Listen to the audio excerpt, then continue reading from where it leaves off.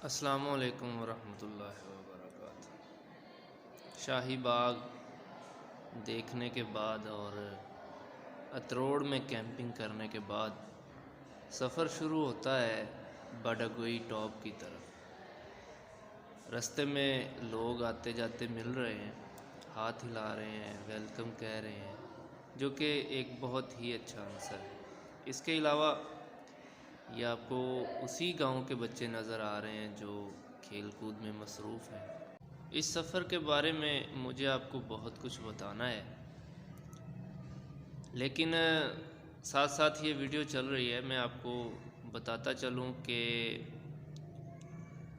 ہم لوگ بڈاگوئی ٹاپ کی طرف جا رہے ہیں۔ رستہ آپ کے سامنے ہے، رستے کے بارے میں بھی آپ کو آگاہی دینی ہے۔ اس کے علاوہ آپ کو کیمپنگ اور بائک رائیڈنگ کے حوالے سے بھی کچھ چیزوں کو بتانا میں مناسب سمجھتا ہوں۔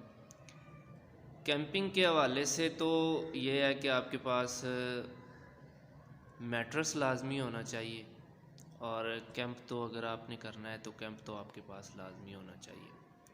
کھانے پینے کی کوئی بھی چیزیں ہلکی پھلکی جو آپ کی بھوک مٹا سکیں وہ کافی ہوتی ہیں۔ یہ کیمپنگ کے حوالے سے چھوٹی موٹی چیزیں ہیں، باقی اس پہ ڈیٹیل سے کسی دن ویڈیو بنائیں گے۔ فی الحال آج آپ کو بڈاگوئی کی طرف لے کے جانا ہے۔ اتروڑ سے نکلنے کے بعد یہ رستہ ساتھ ساتھ دریا کی طرف جاتا ہے۔ یہاں پہ اب پہلے تو کچھ بھی نہیں تھا، لیکن اب وہاں پہ کیمپ شیمپ لگ گئے ہیں دریا کے سائیڈ پہ، اور اس کے علاوہ وہاں پہ مطلب ہلکی پھلکی ہوٹلنگ آپ کو مل جاتی ہے، لائک ٹک شاپ ویسی تو نہیں، لیکن پہاڑی ٹک شاپ آپ کو ضرور مل جاتی ہے۔ وہ جو ہے نا لازمی لوگ اس کو انجوائے کرتے ہیں۔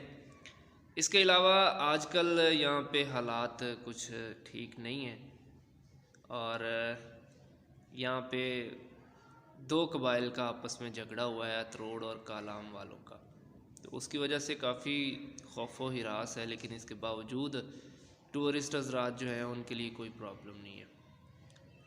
یہ رستہ بہت خراب ہے، جا تو رہے ہیں بڈاگوئی کی طرف، لیکن آگے کیا کیا مشکلات پیش آ سکتی ہیں اس کا اندازہ تو کسی مشکل سے نبرد آزما ہونے کے بعد ہی ہوگا کہ رستہ کیسا تھا اور ہمارے پاس کیا چیزیں تھیں، کیا کمی تھی، اور آیا ہم اس سے اپنے آپ کو سروائیو کر سکتے ہیں یا نہیں۔ مناظر جو ہیں وہ آپ کے سامنے ہیں، کمال سے بھی کمال ہیں، اور اس سے کمال ہے یہ رستہ جو زگ زیگ بل کھاتی ہوئی سڑکیں آپ کے سامنے ہیں۔ یہاں سے ابھی ہم نے نکلنا ہے، یہاں پہ ہماری بائک پنکچر ہوئی، 1.5 کلومیٹر ہمیں اسے پیدل لے کے چلنا پڑا، پھر آگے جا کے ایک دکان ملی جہاں سے ہم نے پنکچر لگوایا۔ اس کے بعد کیا ہوا میں ابھی آپ کو بتاتا ہوں۔ یہ رستہ آپ دیکھ رہے ہیں، یہ اتروڑ والا جو قبیلہ تھا، جو چھوٹا سا گاؤں پیچھے تھا، اس کو کراس کرنے کے بعد بڈاگوئی کی چڑھائی شروع ہوتی ہے۔ رستہ یہ آپ کو جو ویڈیو میں نظر آ رہا ہے یہ تقریباً ٹوٹل 8 فٹ چوڑا ہوگا، 8 سے 10 فٹ، لیکن جتنا حصہ یہ ہے یہ تقریباً 7 ساڑھے 7 8 فٹ بنتا ہے، لیکن ہے پتھریلا، اور اگر آپ کی بائک اس قابل ہے کہ وہ اس کو برداشت کر سکے پھر تو کیا ہی بات ہے۔ اب یہ دیکھیں، یہ ہم رک گئے، اوپر نہیں چڑھا گئے، روکنے کے بعد دوبارہ ہم لوگ اوپر چڑھے ہیں۔ 150 ہمارے پاس ہے اور ایک 110 ہے جس کے اوپر ہم بیٹھے ہوئے ہیں، جو ہم چلا رہے ہیں، لیکن آپ کو نظر آ رہا ہے کہ وہ جو عمیر بھائی ہیں وہ کس طرح مشکل سے اس کو ہینڈل کر پا رہے ہیں۔ آپ کے پاس آپ کا سامان پورا ہونا چاہیے، لائک آپ کو پنکچر لگانا آنا چاہیے، اور آپ کے پاس پنکچر کٹ کمپلیٹ ہونی چاہیے، آپ کے پاس پیٹرول پورا ہونا چاہیے۔ یہ دو چیزیں تو لازمی ہیں نا۔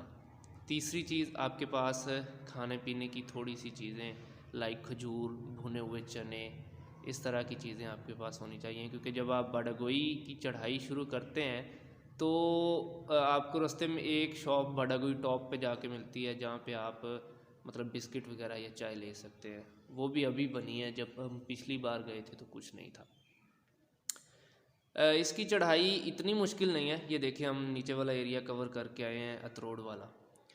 چڑھائی اتنی مشکل نہیں ہے، نوری ٹاپ سے اچھی ہے لیکن مزیدار ہے۔ نوری ٹاپ تو ویران ہے لیکن یہ چڑھائی مزے کی ہے۔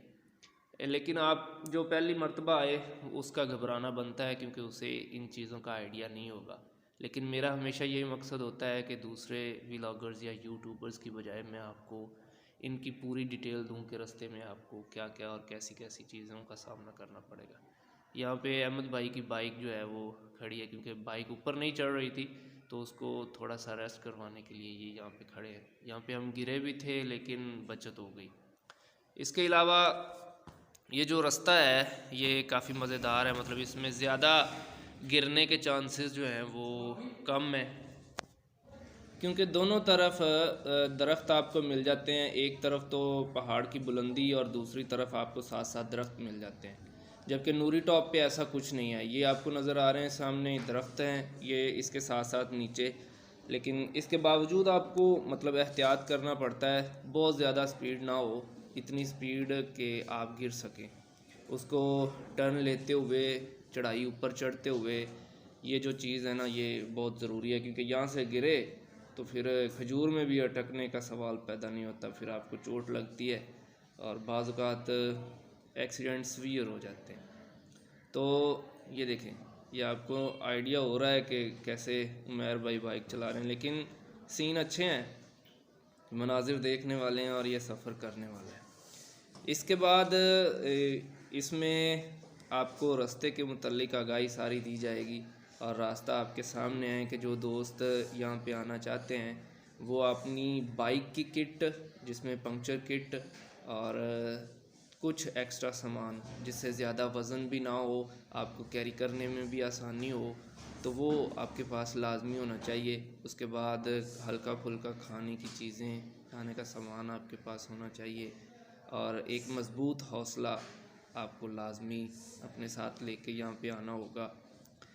اس کے بعد آپ باڈاگوئی ٹاپ پہ جانے کا جو مزہ ہے وہ ضرور لے سکتے ہیں۔ ہم لوگ تقریباً 11 بجے کے ہم لوگ نکلے ہوئے ہیں اور ہمیں باڈاگوئی ٹاپ پہ پہنچتے پہنچتے 4 بج گئے تھے۔ مطلب یہ 4-5 گھنٹے کی چڑھائی اتروڑ والی سائڈ سے ہے اور پھر اتنی خیر نہیں، 2-3 گھنٹے کی تو لازمی ہے۔